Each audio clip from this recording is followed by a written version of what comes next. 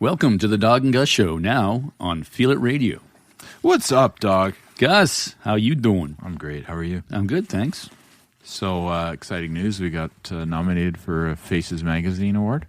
Yeah, I saw that today. That's awesome. So everybody who's listening, go out there and vote. It starts on the 15th. Yeah, it starts on the 15th of the month. So yeah, we appreciate the support, everybody. Whoever nominated us, that's fantastic. I think it was Evil Creek. yeah, I think it was Bobby and the boys. Good old Johnny. Oh, Johnny. I keep saying Bobby. Yeah. Also, did you see, sorry to, Kevin, we'll get to you, but did you see that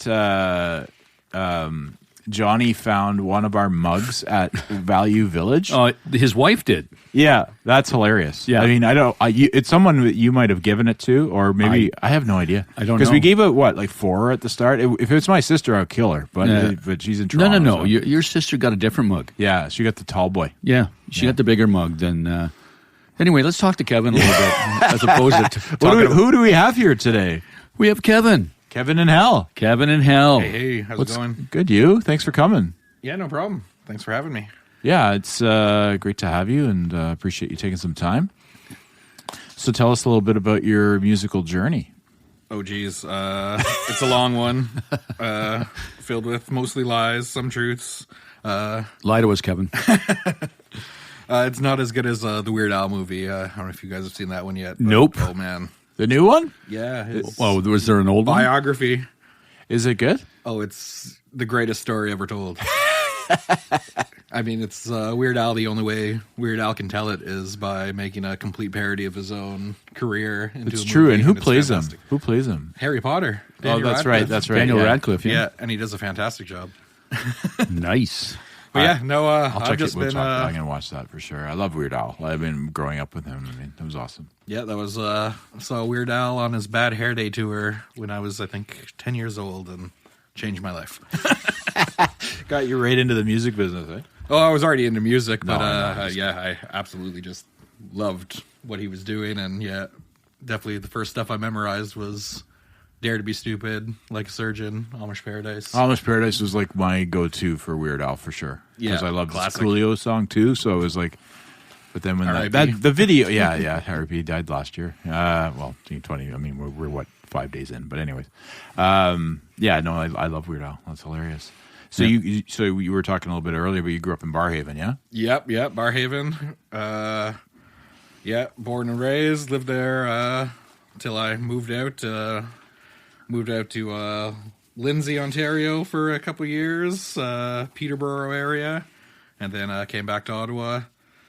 Yeah, been playing in tons of bands since, I was 15. Metal bands, punk bands, country bluegrass bands.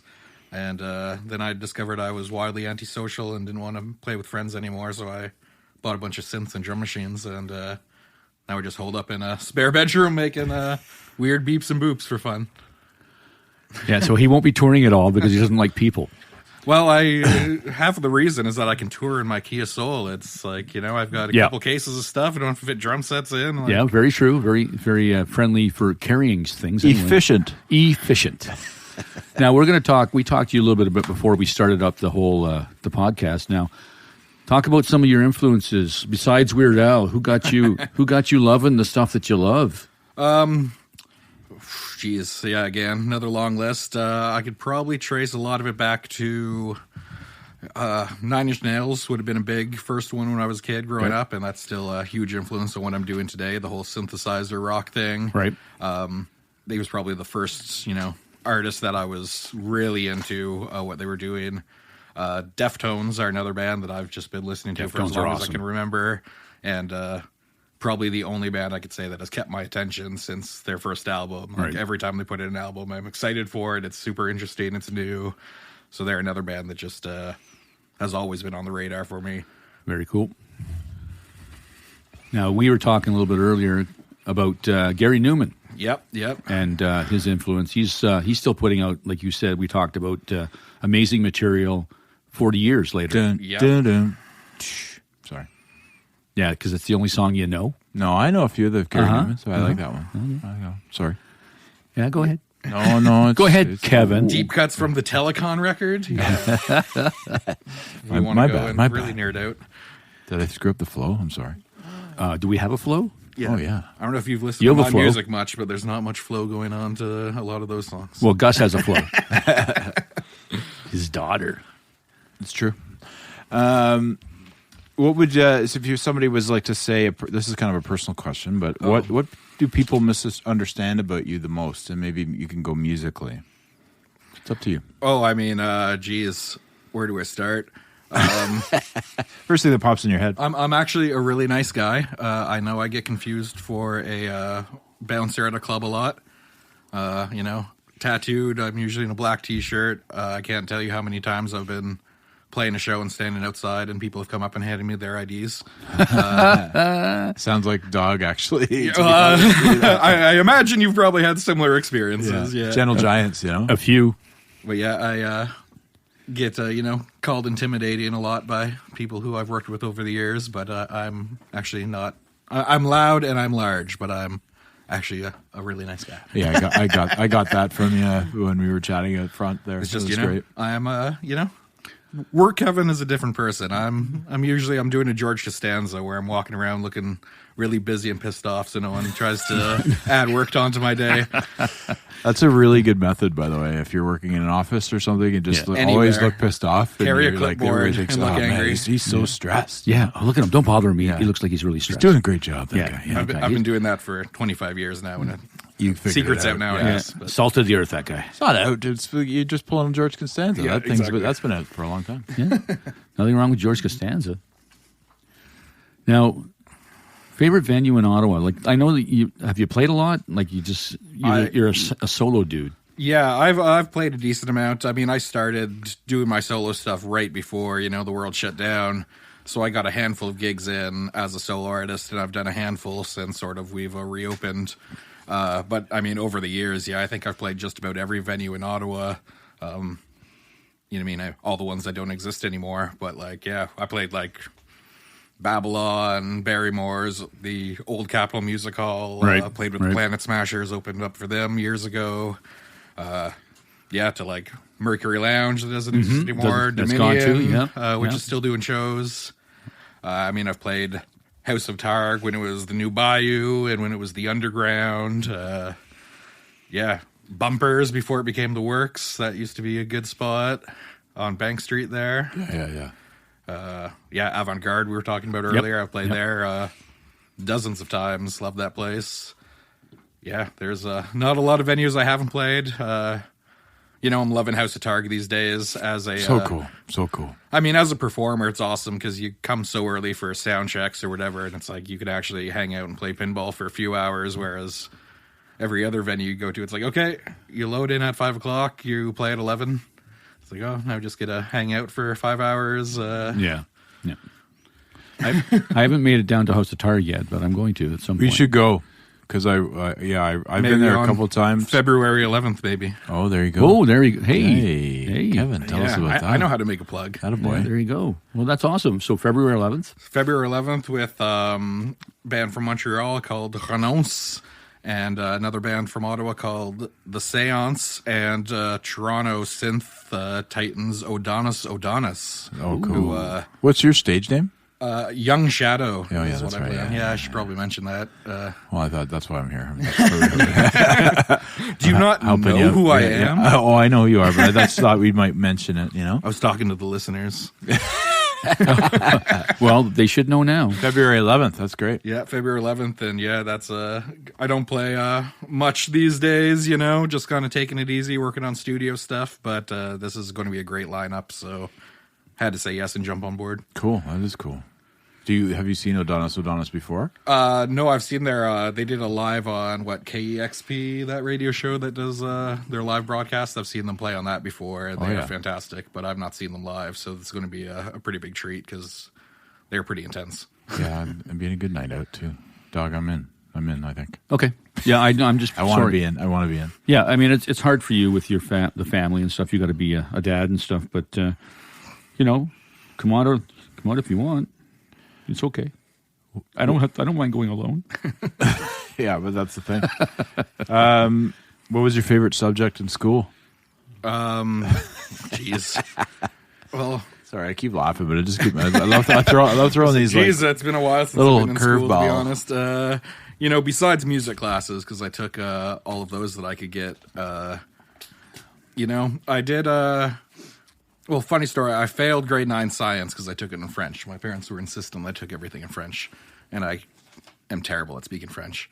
And I failed grade 9 science, and then they put me in English for grade 10 science, and I won the Premier's Award for science, and I had to go to a ceremony because I got the highest award in Ontario in a science class in that grade. And then I dropped science the next year because you got to go out on top, right? I accomplished everything I needed to. We're done here. You're in the Hall of Fame, bro. Well, exactly. You got to leave on a high note. Right? Yeah. That's funny. It's and that's something that I never understood. I mean, I also took French classes, French immersion all the way through, and it was why am I taking math in French? It doesn't make sense. It's obviously the word problems was the French part, but it's numbers, and science is just basically numbers as well, essentially. I mean, there's obviously letters that sort of provide for chemistry and such like that, but I don't know. I never understood why are we taking it in French. Also, stuff like 97, 4/20/17 is how we're counting numbers now. Yeah. Sorry to all the French people out there, but I never understood 97, 97. Yeah. Just, if you translate it, it's 4/20/17. It's okay, I guess that makes sense, but you couldn't think of new words for these numbers? Yeah, they're no, we're not going to do that. Just English to French. Why is ours W and theirs double V? It doesn't make sense. It's the same letter. That's going to keep me up tonight, man. Yeah, we're getting into the deep stuff already. Wow. Dog, wake up over there, brother. Sorry, it was just such a conversation that I didn't want to be involved in. These are the things that go through my brain. Yeah. Welcome to the dark side. Yeah. Now, if you had a person or band that you would like to do a collaboration with, doesn't matter who it is, who would it be? Oh, geez. I mean, there's lots of people that could be on that list again. Yeah, that's a hard one. I would love to hear, I don't know if you guys are familiar with Beth Gibbons of Portishead, but I think she has one of the best voices of all time, and I'd really like to make a synth-heavy ambient thing with her voice on it because she's just got. She does have the that smokiest, best voice. I have heard of Portishead. I don't know the names of the band members, but I do know Portishead. Yeah, snubbed from the Rolling Stone 200 Greatest Singer list. So is Celine Dion. Yeah. Oh yeah, I mean, yeah. Well, there was a lot of people on that list. I read it and I was pretty confused by. Yeah, I started to read it and then stopped because I didn't recognize half the names. I mean, they were trying to do the diversity thing. That's fine, which is great. There's obviously a ton of Latin singers and African singers that I have no idea about. Fela Kuti. Well, that was a weird one to put on the list because, are they even recognized as a vocalist? No, it's a band. Right? It's a band. Yeah, I didn't get it either. And they have Drake as a vocalist, which makes no sense. Well, and I like Chet Baker, who is a jazz trumpet player. I think maybe sang 8 songs in his He's on the career. list. He was 112 or something on the list, and it's yeah. It was really, really egregious. Actually, they had. I love Chet Baker. Chet Baker's amazing, but I would have Chet Faker on there before I'd have Chet Baker because. He has a better voice. Well, and just a catalog to back it up. They had, Aaliyah was in the top 50 on the list, and she's fantastic. But she maybe did 12 songs her entire career, and it's that 2 albums. I think 200. Yeah. She died when she was 20. Well, yeah, 22. Yeah. But it's you didn't have a huge catalog to I think merit you saying you're one of the best singers of all time. You're fantastic, and she would have probably done better later on when they got out of that poppy stuff that she was forced to do because she did have a great voice. However. And also that young, you're still developing your voice. You're not in your sound. Your sound too, right? That's interesting that we can go on about this Rolling Stone because some of their lists are just we've done a few of them and it's pretty ridiculous a lot of the time, and just the exclusion of being a metal guy, but. There's some great metal voices out there. Anybody on the list? Rob Halford and Bruce Dickinson and Dio and all those guys. But that's not heavy metal. That's just. Well, I mean, that's rock and roll. You're baby. Ignoring because, in the start of the list, they're not talking about the greatest voices. They're talking about influence and game changers. And it's you got to put Cannibal Corpse up on that list, the guttural death metal stuff. It's no one does it better than him. Does he not deserve Mike Patton from Faith No More? Apparently not. How is he not in top 10? He can do anything. Like I said, I didn't really look at it that much, but it goes over every genre too, right? Like it just doesn't. Steve Perry was on there? Or? Like, yeah, Bob Dylan was in the top 15, so, like, you're saying that, like, you know... Well, but you're as going... influence and everything, absolutely. Oh, but voice? Come on. I mean, I like Dylan's voice. So do I. Well, I do too, but I don't think he's in the top 15 of best voices of all time. Well, exactly, and it's like, if that's what you're talking about, like, the style, like, I think Lou Reed was on there, but, like, in the, you know... 150 category. Well, that's where Dylan should have been then. He should have been further back. Well, exactly. Like if you're talking about influence and style and like people emulating your voice, it's like, well, Lou Reed should be right up at the top there because he was a game changer for punk rock, for folk, the underground for scene and everything. Yeah. It's funny how they, and I think it's like you said, I think there's some political correctness that has to be part of it, and again, like there's some amazing. African American singers. There's amazing, like you said. There's I believe Latin. the whole top 10 list were all people of color. I believe. Like, oh, really? Okay. Which is fine. Like Aretha Franklin, I think was their number one. I've got Sam Cooke. Sam Cooke. I mean, Mariah Carey, Tina Whitney Turner, Houston. Whitney Houston. Like all those people, absolutely. But I think John Lennon was at number 11 or something. It's like, really? John Lennon is the 11th best singer of all McCartney's time? probably in the, 13 spot or something I think he was, higher up in, the 50s or something, 40s or 50s. Oh, okay, but like John Lennon, I mean, God, he's got such an amazing voice. But it wasn't just the voice, right? It was voice plus influence. Well, then McCartney should be a little bit lower, I feel. Well, I think they were talking about on the McCartney one, or it might have been something I was reading about it, but it's just, McCartney, his voice was trying to emulate the black singers of the time, whereas John was kind of doing something a bit more original, so I think they gave him points for that, whereas, McCartney is absolutely trying to emulate. He's got a fantastic voice, but he's trying to do something. Yeah. Where was Michael Jackson? Oh, I think he was, in the 80s, like something crazy like that. What a joke. Forget it. No Janet Jackson either, and it's like, what really? About Prince? Janet Jackson? Janet Jackson didn't make the list? No, not at all, and she's top 20. Like, Rhythm Nation puts her top 20. Velvet Rope puts her top 20. Even what's this? Velvet Rope Rope's a great one, but like the love song that she sang, That's the Way Love Goes. Like that's a phenomenal song. I love that.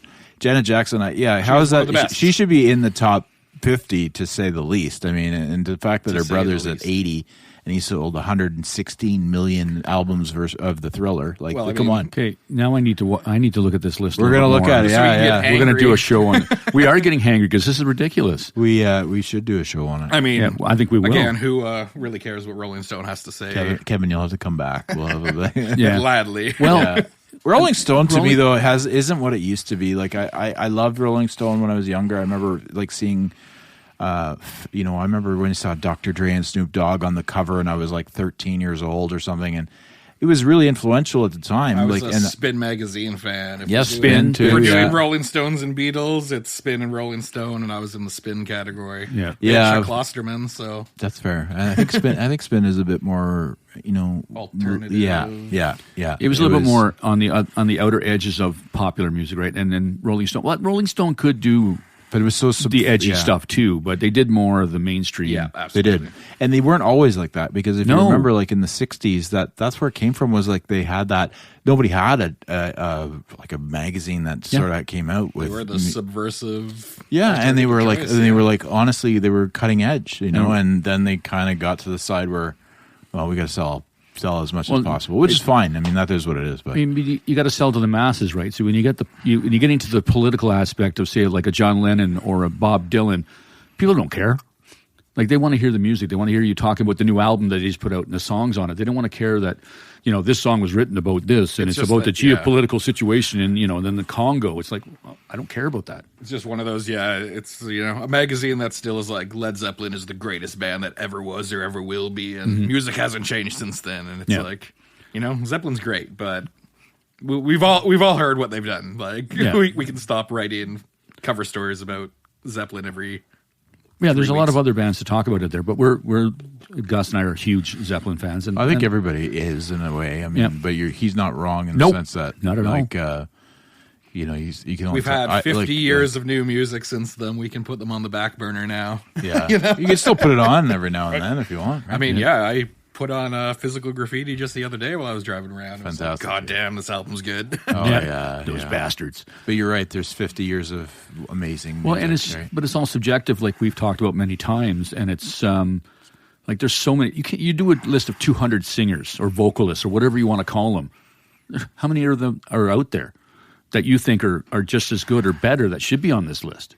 Yeah. I mean, why even make these lists? Like, it's such a subjective thing. Maybe they're making it for this conversation. Exactly. Well, I mean, us and all the other Anthony Fantanos and music reviewers online. This is what you wait for. Yep. December, January, you can rag on the big media publications. Right. That's true. It's not untrue. They've won. They're winning right now. Yeah. Damn it. And we're done. Yeah. Thanks for coming in, Kevin. I'm glad we talked about the Rolling Stone magazine. Following up on that, what's your biggest pet peeve? Rolling Stone lists. I knew it was coming. Woo! You set me up and had to take the swing. Oh, I did, yeah. And out of the park. Yeah. Biggest pet. I mean, I'm an insanely punctual person, and other people being late doesn't bother me, but me not being early bothers me to no end. I'm the same way. If I'm not 15 minutes early for something, I am like, you're late. What the hell happened? I need to change something about my life, and no one cares about me about this, but it bothers me I care. to no end. I'm the same way. Most definitely, I think it's a respectful thing to be early. If you're especially, today I was like just a few minutes behind, but I was 5 minutes before 6. But again, I already knew that we were going to be a little bit behind. You did, but we didn't. Thank you so much. Yeah, well, I didn't know. Sometimes musicians are late, dude. Yeah, not this one. This one was punctual. Not this one. No, and he's got a sweet hoodie on too that I was giving him. Yep. Yeah, he's got a Beastie Boys hoodie on. Check your head. I'm going to try and find that at a Walmart somewhere. Yep. Represent Walmart. Yeah, no, but it's no, me neither. But it's a sick. Check Your Head's probably my favorite Beastie Boys album. I think I'm an ill communication guy, but so much of that goes back to like, where was your entry point? Mine was, my older brother had an ill communication CD, and I used to sneak into his room when he was gone and take his music. And I had Boutique too. I had Paul's Boutique. Yeah. As an older brother, I hated that. My brothers would go in and mess with my stereo. Is that your biggest pet peeve? It's huge, man. Yeah, I come home and I would notice, it's like, you guys were in my room. No, we weren't. Listen, this album is not where I put it. You've been in my room, and then they get the beat down. I don't think my brother really cared that much, because I think he saw the stuff I was taking was like interesting. So he was like, "Oh, my little brother is taking like Pavement records." Yeah. I don't care. It was my shit. You don't touch it. Fair enough. That was me as the big brother. They went off on their own little tangents of their. My brother, youngest brother, is like Gus. He's a big hip hop guy. 90s, loves that. Mm-hmm. And then my other brother Craig is more. Like Jason, like Rat, and like Genesis, and Cheap Trick is one of his favorite bands. So. Nice. Yeah. So we kind of like. Who likes Rage? Who likes Rage? My youngest brother Rob. Same as Zach. Yeah, so Rage is sort of funny. Like they have that hip hop feel, but they're definitely rock. Yeah, but Craig enjoys them too because they're heavier, right? Oh, for sure. Yeah. So I mean, both my brothers kind of love that that sound. Kind of heavy. Kind of heavy. Yeah, they were very heavy. Yeah. And they were so awesome. Game changer band for me in high school. Did you see them? Did you see them this summer? No, I bought tickets for the original date, and then I, got my money back because I was broke from the pandemic, and then I just didn't buy new tickets. I think I was playing a show on that same night or something. Or no, I think I don't know how you guys are about naughty words here, but F'd Up, Canada's great hardcore band. I think we're playing at Club Saw that night. I went to go see that instead. Oh. Yeah, we're trying to keep the swearing to a minimum because this does go on I apologize the in advance. No. Yeah, that wasn't even. Yeah, Gus has dropped the F-bomb a few times. Yeah, you swore on the last show, bud. I did. I said the word shit. Oh, you said it again. I just did. Gotcha. Sorry, guys. No. Listen, it's not a big deal. It's just more, Yeah, it's okay. It's okay. Yeah, the band name is called F'd Up. Yeah, there you go. So Juno Award-winning band. There you go. That's right. Which means so that means it's legit. So they said it when they had to say the name when they accepted the award, right? I wonder. Yeah. No, they did. Of course. Yeah. Of course. Why wouldn't they? I haven't watched the Junos in a million years. Me neither. I don't think I've watched it since I was 11. They're coming up in Edmonton in a couple months. Oh, yeah? Edmonton. You go to fucking Edmonton. Well, yeah. I think we should go to Toronto to see our friend Amanda. She's playing there in March with some big her big record company thing going on. Oh, yeah? Ishkade? Ashkade. All right. Hey, Dawg, want some hot sauce for your tacos? You brought your own hot sauce? Damn right. Have you tried Gringo's Sizzling Nirvana? It'll change your life. Nice. Are there other types of sauces? Absolutely. There's different hot sauces for different palates, incredible barbecue sauces, red pepper jam, and salsa. All of them use fresh ingredients, and it can be delivered to your door. Hey, how do we get some? Go to www.gringosblazingsauces.com and order some. Gringo's Blazing Sauces. Bring the fire to your food. Cool. What would be the title of the book about you? If your worst enemy wrote it. Oh, that's a twist. Because I actually had the answer in the pocket for that one. Because You can do both. All right. Answer both. So the first one, I spent a few years as a private eye, which was really interesting. Yeah, watching you. I would sing that to myself in my car frequently to make yourself valid. Yeah. While I was doing that, it was just, after, I think 2 or 3 years of doing that, you just amass a huge amount of crazy stories because it wasn't 9 to 5, but your work life is doing a crazy thing. Right. My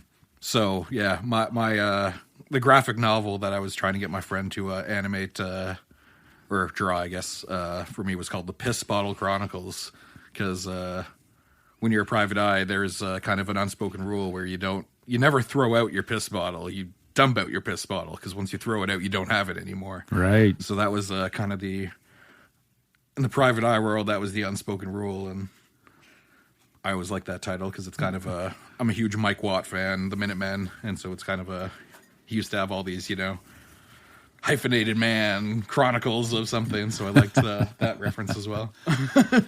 Nice. So is that if your enemy was to write? Oh, no, that's my own self-deprecation. I don't know who my enemy is. I don't know.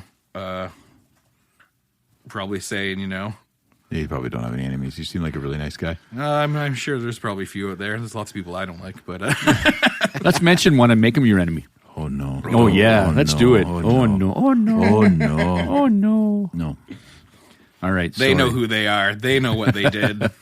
Yeah, they do. When he was a private eye, he'd be like throwing his piss bottles out of No, you don't. You keep the piss bottle. Well, you're not listening. Yeah, I was. God, I can't tell you say something off the cuff, The cuff. The cuff.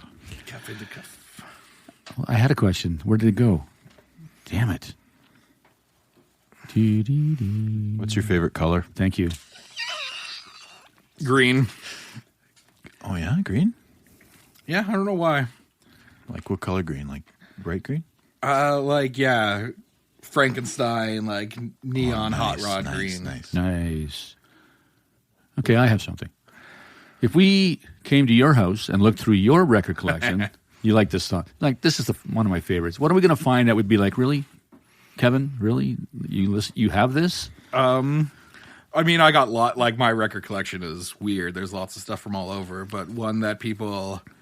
Like I do a year-end, my favorite 31 albums. I count them down every day in December. Right. I've been doing that for years. Nice. And the one that people are always surprised if they see is Lana Del Rey's NFR album from a few years ago. Okay. I thought was one of the greatest records I've ever heard in my life. Wow. And great voice. Yeah. I bought, is she on the list? super deluxe version, so it's a huge slot in my record. And people Nice. always walking over and it's like, got a bunch of Slayer records. You have like all the Mastodon records, and it's like this huge Lana Del Rey box, that thing, and I don't know why, but that album. But you know what? Hit me.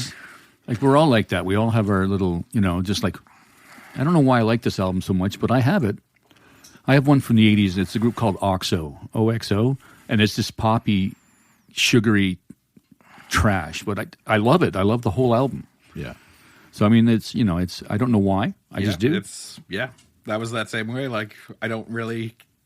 I think Lana Del Rey's other stuff is like pretty good, but that album, I was blown away by the sound of it, by the songs on it. Nice. I thought it was so well done. Nice. Was she on the list?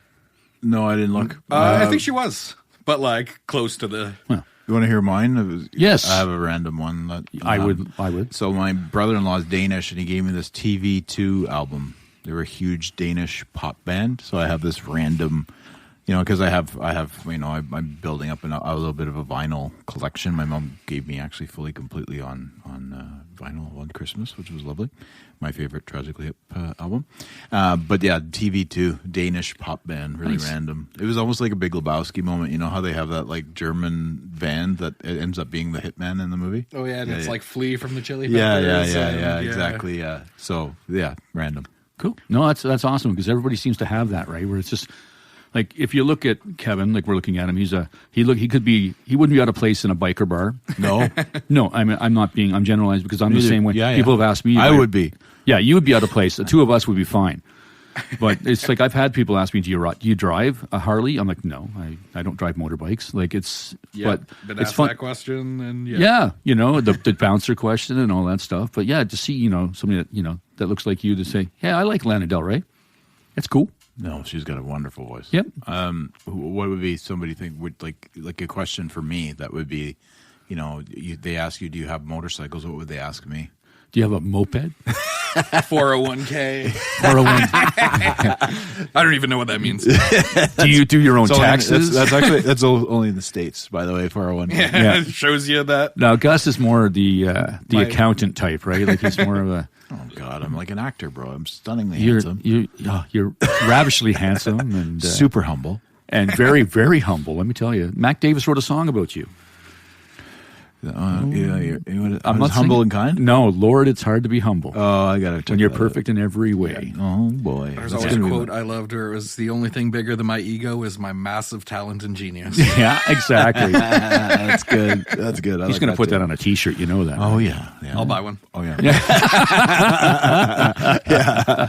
All right. What was I gonna? Oh, I was gonna. Oh, are you extrovert or introvert? Like it seems like you're extroverted, but I have this feeling that you have a bit of an introvert as well. Yeah, it varies depending on the type of mood I'm in. I like my alone time. I'm mostly held up in a room with a computer, a bunch of synthesizers, making beeps and boops by myself, and that's kind of my idea of a good time. I'm not a going out to the bar guy much anymore. I've been working in breweries for the better part of 10 years now, so, just after you can beer all day, you don't really want to go to a bar and smell more beer, to be honest. So, yeah, I'm sit at home with a couple records, make some music, watch some bad TV. That's cool. Yeah. That's what I'm kind of at now, too. Well, it's nothing wrong with that. I mean, pretty much the only times I go out is, when there's a band I want to see, and I'll go see them, or if I'm playing... That's the reason I'm going out now these days because I'm like you. I'd rather sit at home and listen to music and do whatever. But some of the guys like we meet guys like you're playing next month in February. We'll definitely go see that. Like we need to support the act. So I've been going out a little bit more than I usually have done in years. Yeah, to see some amazing guys that we've had on the show. Too, like it's really great for you because you like I think anybody. I wish I was going out more to these, but it's really good for us to get out and see some live music and support the people that we are interviewing for sure. Yeah, and it's fun because then you're meeting new bands as well and getting to see them at the wonderful venues that we have in this city. And I need to get to a lot more of them. And there's no shortage of incredible talent in the Ottawa music scene. You're absolutely right. We're finding that out a lot. It's very true. I mean, and it's awesome. It's really great. Yeah. Is there 3 books that you could recommend? 3 books? Pretty much just talked about the last 3 books that I read. Fair enough. Geez. So during the blackout, I got a lot of reading done. Whenever the power went out for, I think in my area was the hardest hit. And I was, I think... 15 days without power. Ouch. 9th floor of an apartment building was not fun. No. Get your steps in. Oh, Jesus. Like carrying water and crap up the stairs every day and all your groceries, yeah. Good times. But yeah, I read, reread Neuromancer by William Gibson. That's probably one of my favorite books. Weird sci-fi world in the future, and I can't even explain it. I think they're making it into a TV show or a movie now, so I'm sure that will be terrible. But and you'll watch it. I'll watch it, and I'll complain about it, and then I'll watch it again and secretly like it. Yeah. This is bullshit. And then this is bullshit. I love this shit. Yeah. But in your mind, just like watching Dune, I was like, fuck this movie. And then, which one? Dune, the first one. Well, the newest one. The newer one, or the old one? I mean, the old one, the David Lynch one, or Yeah. Did you like the new one? It was half a movie. But they're building a exactly, but it's just threesome. I liked where it was going, but it was like, their ending point was a really weird spot to end that. I felt movie. that way too, and it was such a strange. And I remember watching it with my partner Megan, and she's like, "Why did it end like that?" Well, you get used to a certain flow of movies, and that one's just kind of like, and the end. And you're like, someone just dies. Zero resolution to anything, and you're like, okay, that's a weird choice. It's gotta be. I've never seen it. So. I mean, I've read that. Pretty book. Good. Yeah, pretty good. I mean, it's decent. It's it's really interesting to the watch. best attempt at a Dune movie thus far. Yes. Okay. And then anything else you recommend? So a book that I'm kind of halfway through right now is called Shadow and Claw by Gene Wolfe, and that's a really dark fantasy book. I don't exactly know what it's about yet. A torturer's apprentice is the main character, and they've done some grave robbing so far. But that's a really interesting one I've been reading.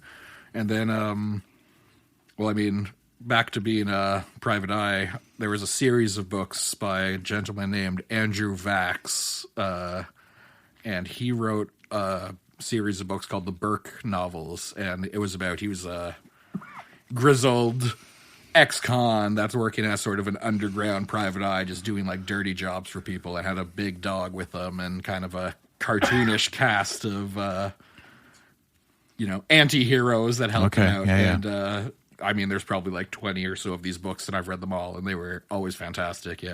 Giant mastiff named Pansy, and he had like a mute martial arts friend named Max, and the Prophet, who was a legless homeless guy who rode around on a skateboard with a sawed-off shotgun. Yeah, who it was based in reality because he was a lawyer and a detective dealing with like child abuse cases. Right.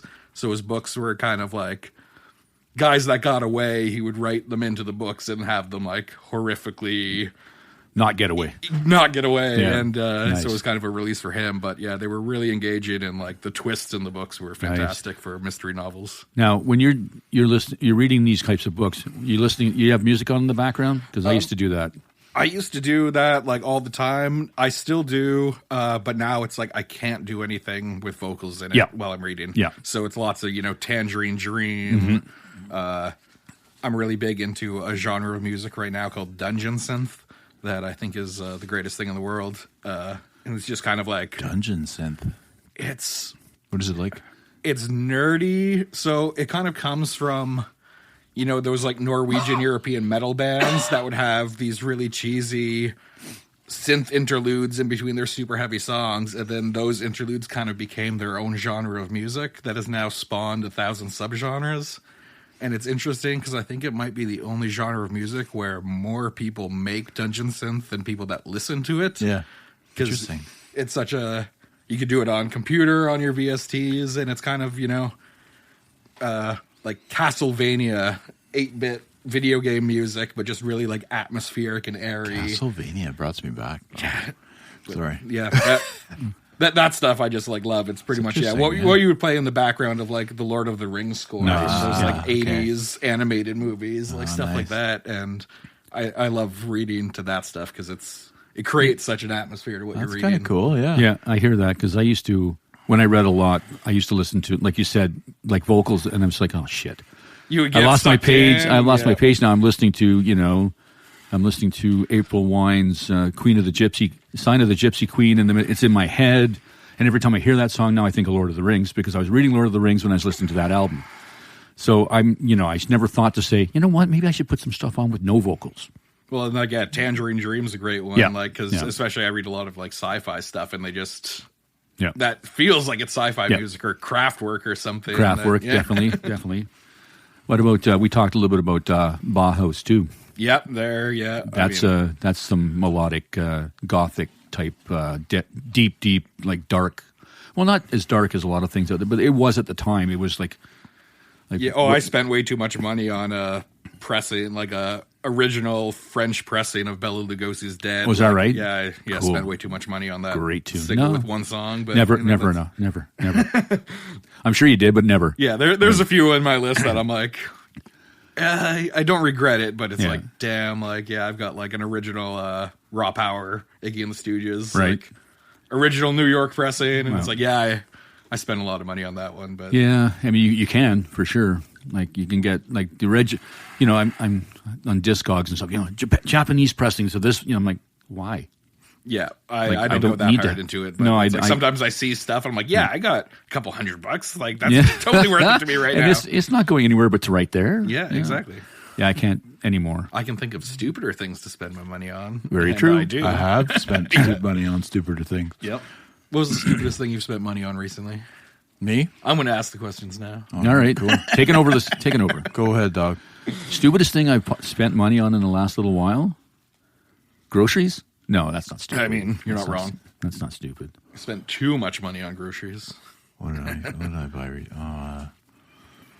Well, I spent a lot of dumb money, actually. No, I think that the dumbest thing I probably bought recently was I bought a camera, an A6000 Sony, and I bought it secondhand, and I was going to video us doing the podcast, and I've never used it, and I've recently sold it. Nice. Yeah. Nice. But that was one thing. But then I don't know. I bought like a weird thing for my car that will keep ice off of it. I'm a total dad now, man. There's like so many. And then of course I buy things for my little girls. But that's I don't find that stupid. Well, that's not stupid. Yeah. And he buys stuff for Dawg and Gus, like magnets and stickers and T-shirts and stuff. And keychains. And that's true. Actually, you know what, Dog? You're right, because I do have a problem with the fact that anytime I get an email with like this, get 50 stickers for $9, I buy them. It doesn't matter. It's not like it's a ton of money, but it's just like buddy, stop. Yeah. Yeah. It just keeps rolling and rolling and rolling. Matt Saab, I blame him for that because we gave him a sticker and he put it on his case, and I looked at it and I went, "Oh my God, that's not big enough." I know. The minute I said that, the next day we had bigger stickers. Yeah, like they were ordered anyway. Yeah. Yeah. No, I think that there's, you spend frivolously on stupid shit all the time, but I think that if it gives you any joy, like if you're like looking at, like you said, your Bela Lugosi version, like who cares? I mean, you love it. You talked about it right now. I mean, you have all your music as well. It's may not be valuable to some, but it's valuable to you. Yep. Back in the day, I think purchasing that turntable that I own was quite outlandish. It was 40 years ago, and it was $1,000 I spent on it. So, but you still have it. I still have it. Oh, geez. Well, it's a system deck turntable. What's 40? What's 1,000 divided by 40? I don't know. Do the math, accountant. I think I'm not an accountant, but you look like one. I think it's $25 a year. There you go. So, what a great investment. Yeah, that's you've got the turnover on that one. 40 times or 25. You know what? We have calculators on our phones. We could figure Let's it out. just If it was 6. really, What's 20 times 40 is 80. carry the 5. Divide by it's 800. pi. So I think it is $25 a year. Okay. Anyway, We can go back into the post and figure it out. Nobody cares. No. I think we're running out of time here. No, we're not. No, I'm just kidding. Nobody cares. So what time of day is like your best time of day to get work done? Is it like I know that you obviously have a job, but then you also do music. So do you find that you're spending nights doing that, or do you do it on the weekends, or is there time in the morning? Well, living in an apartment now and not doing the band setting, I don't have to worry about like going out and renting jam spaces and doing the synth stuff. I can do a lot of it through headphones. So I just try to, find little hours, where my girlfriend leaves the house and I can like scream without being like, it's weird to do vocals and be trying to work stuff out with somebody in the room next to you. Like, I know she doesn't care and is not judging me, but it's just like a weird thing to, especially, working out vocals when somebody's, right next to you in the room. So it's usually, if she's working late, I'll synth up for a couple hours. But I mean, usually I'm a early morning type of dude. I'm up pretty early, and that's usually when I'm most active and ready to work. And by the time 6, 7 o'clock rolls around, I'm just ready to sit on the couch and shut off my brain. Right. Yeah, I'm the same way when I do the radio shows and stuff because I have my monitors up loud because I like to listen to it while I'm doing it. So I always make the joke that my neighbors are really, really into the 80s music because I'm playing it so loud that they can hear it. Yeah. And actually, my landlord's mother-in-law lives next door, and she's like, "I love the music you're playing." I'm like, "Well, great. That just encourages me to turn it up even more. That's right. Yeah. Yeah, your show's great. Actually, it's good. It's kind of becoming every week it gets a little bit more momentum and keeps going. But yeah, it's good that you have good neighbors. I live in the country, so I can. You don't have an issue, man. No, I can play whatever I want as loud as I want, whenever I want. Well, I was living in Perth for the past 5 or 6 years pre-pandemic, and living out in the middle of nowhere. So it was we were played in the metal band. We would come out and jam at 10 a.m. full volume, and there was no one around to hear it, and that was great. Perks of that, and then there's also for sure. There's I want to go see this band. Do I want to drive an hour into town to go watch 20 minutes of music and then drive an hour back? Yeah, exactly. I think it just depends. I mean, like you said, I miss the city for that. I miss the city for going out and but I don't now with little ones at home and having that's honestly during the pandemic, we moved in December of 2019 from the city to the country, and 3 months later we were locked down, and we had our house was completely unpacked and ready to rock and roll because we were at home. And then we had outdoor space that was hot tub and trees everywhere, and you're just like, this isn't too bad, compared to being stuck, unfortunately, like you guys were in the city. I mean, the challenges of that, and especially with the worry of having to wear a mask and whatever else, and just challenges in that way. Whereas we were kind of like, we didn't even need to do anything. We just went to the grocery store and that was it. Yep.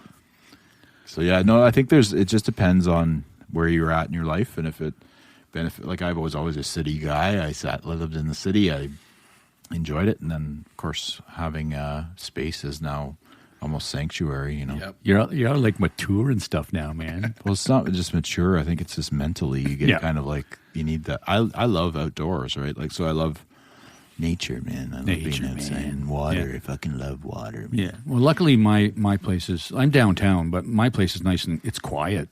It is to be honest. It's quite quiet. It's a nice older building. My neighbors are awesome. I don't hear from them. I barely even know them, except for my landlord, of course, Alex and his wife. Yeah. Do we have to ask? We have to ask the question. Yeah, man, and I think I know the answer, but yeah, we'll go with okay. it. Let's. Well, I'll ask it. You go. Okay, so if you were to choose 2 decades of music, or between two of them, I don't know how to ask it. Is it 80s or is it 90s music? I mean, probably I'm going to have to say 90s, even if that's a really hard one, because I mean, it's so hard to.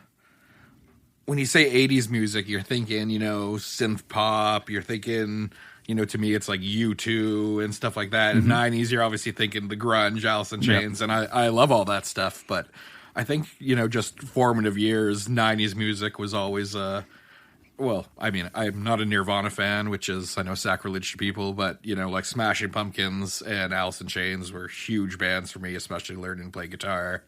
I mean, Smashing Pumpkins is still one of my another one of those bands that have stuck with me forever. And I just want to say this to everybody we've asked: there's no right or wrong answer. We're just curious. We just like to mess things up. And it's a hard question. I was thinking it was going to be 80s. Oh yeah, yeah. I thought 90s because we're both similar in age, so it was like. I mean, on 90, it's 90s for me and it's 80s for Dawg, but it's the ongoing question. And there, again, I love 80s music as well as 90s music. It's just fun to have the little competition where I'm definitely in the lead right now. You're kicking my ass. It's not even close. I love Alice in Chains, by the way, and that's like another record I spent too much on. I got the Dirt reissue and bought the special edition, had it shipped from them. And so worth it though. I mean, I was as soon as I bought it, I was like, that was a mistake. That was, but I've got it now. Yeah, so exactly. I'm okay. I remember telling my girlfriend, being like, "Yeah, we're not paying rent this month." I knew I shouldn't have. Oh, by the way, honey, there'll be no groceries for the next 3 weeks. I got to do 2 shows this weekend. Yeah. She's full on YOLO. Spend your money on whatever you want to be. She doesn't give me guff about that. That's awesome. Well, I mean, you're not like going out every night. You're kind of like enjoying your house, staying in. Might as well play the music, man. You could spend money stupidly like otherwise, right? Yeah. If I had extra money, I'd be spending it exactly right there. Yeah, it's I would be visiting Kijiji Music Gear or Record Center Records I would be, and Vertigo. I would be going to see Nick and the guys over at Compact on Bank Street. I'd be there all the time if I had the extra cash, but I don't. Yeah, I was just at the Record Center this weekend, spending too much money. Yeah, that's another good place too. Is that the one on Bank? The Record Center is over on Wellington. There's two of them now. Yep. I think there's one on Bank, too. We went to the Record Center once. Oh, yeah. Okay. That one That's time. right. Oh, yeah. And Vertigo. The old guy that... Vertigo's on Bank The same Street. guy's owned it forever, right? Yeah. Like, yeah. 62, I think he was saying. Yeah, that's cool. Yeah, Vertigo on In Bank Hintonburg. Street. In Hintonburg, Yeah. Vertigo, because we went to see Uncle Bob, and then we went over to the record store, the Record Center. Too bad Uncle Bob closed his store, man. Yeah, he'd be... Was that Fab 64? Yep, place? yep. Yeah. I bought when I was playing in a country band years ago, I bought a Graham Parsons flashy cowboy shirt there. Nice, like a nudie type, almost like a nudie. Oh, it was the most gaudy thing. Like, it was hideous, but I had the most gaudy, the more awesome. I have a purple suit that I bought from him. It's money. But yeah, he's an interesting charter, man. Yeah, I think I still have my Flying Burrito Brothers shirt. Nice, Flying Burrito Brothers. I love it. Man, that's cool. Yeah, you're all over the place. We love it. Yeah, I appreciate it. Yeah. I'm a music nerd, if nothing else. No, like, I could talk to you that. as much about the Byrds as I could about Slayer, as I could about. Yeah, we're both music nerds. Also, we're okay with that. Who else? Like '90s? Okay, so you said Alice in Chains, Smashing Pumpkins. Did you like Soundgarden? Yeah, Soundgarden, another good one. Nine Inch Nails, obviously, I mentioned before, was probably like the biggest influence on me musically for many years. I was big into punk rock and stuff in those days. So like Bad Religion and Rancid, Rancid's bands great. like those that really dudes can write a song. I know. I always liked. Obviously their big song was Ruby Soho, and I love that song. I mean that whole album. I remember I was playing it for a young guy at work one time. I was just blasting on the stereo, and he knew who they were, but he'd never really heard them. And we listened to that whole album, and he was like, every song on here is a banger. And I was just like, yeah, like that. Yeah. Oh, yeah. There's like 26 songs on that album. Yeah, I haven't listened to it. Yeah, it's a long album, but it's phenomenal. It's a double album, I think, eh? I don't know if it was a double album. I mean, it was on CD, but I think there's like 26 songs. If it was an album, you're right. They're like 2-minute songs. Yeah, exactly, that's the other thing too. If it was an album, it would have been a double for sure. Yeah, well, I have it on. You wouldn't put 20 the songs on 7-inch two series that they did, right? So I have it. It's a box set of 20 He spent $17,000. $1 million. No, I got that for super cheap. It was at Vertigo Records, like right when the pandemic started, and they were doing their moving sale, so they're selling everything off dirt cheap not dirt cheap, but moving from Rito to Bank. So I was like, 40% off. I'll buy this all day. Well, I'm a sucker for that too, right? Like when they do reissues, but they're colored vinyl. Oh, yeah. They know me so well. It's like, well, they know a lot of us like that. Well, yeah, it's like, hey, you have every song by this band, but now they got them on colored vinyl. Yeah, gotta buy them again. Well, look at what the Stones are doing, man. Yeah. Like they're re-releasing all of their albums. They have 73 albums, and they're releasing 700. them. They're releasing them all again, you get the deluxe version. Yeah, with the extra 2 seconds, with the full tongue on the. I feel like we're like the Big Bang Theory here. We're excited about the extra 13 seconds of a movie, right? Yeah. When you get one extra song on an album. Yeah. But I'm that guy too, for sure. Well, at the Record Center, I bought I don't know if you know, there's a band called Coil, which were members of like Throbbing Gristle, who were probably the first industrial band making really weird noises on drum machines and stuff. Anyway, they disbanded and 2 other people formed this band Coil, and that would have been like who Nine Inch Nails were influenced by. Just right. Imagine it's like Tom Waits if Tom Waits had discovered, drum machines and electronic stuff instead of upright basses and a jazz feel. I bought a Russian bootleg of a show in Italy, like unofficial pressing, and I was like, I have to have it. I must have it. I must have. I had a MP3 version of it, and it was just like the live versions on this are like they just do this weird little flourish at the end of the song. And it's so much better than the album version that I already own. So it's like I need to buy this thing. Yeah, I must have this. Yeah. And I went out and got it, and I have no regrets about that one. Yeah, there you go. No regrets. Awesome. Period. It's music. So February 11th is your next show? February 11th at House of Targ is the next only one on the date. I'll probably get something else going soon. There's another local store called Possible Worlds that's on Wellington, just further down from the Record Center. And it's kind of a DIY art space record store. And the owners Jason and Mel. Jason does noise stuff and runs like a small cassette tape label in Ottawa.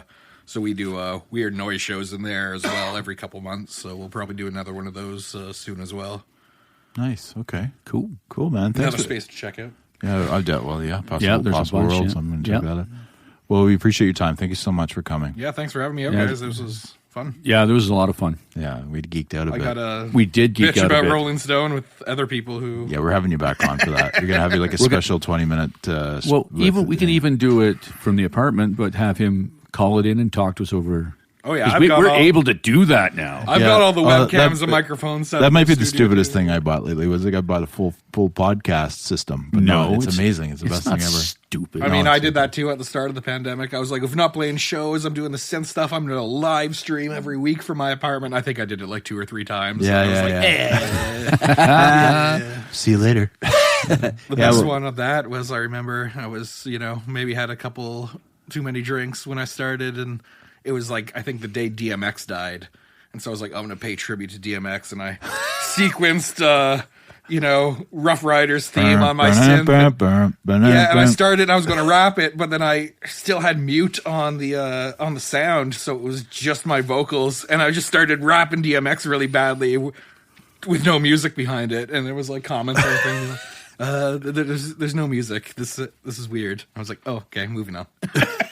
Nice. That's hilarious.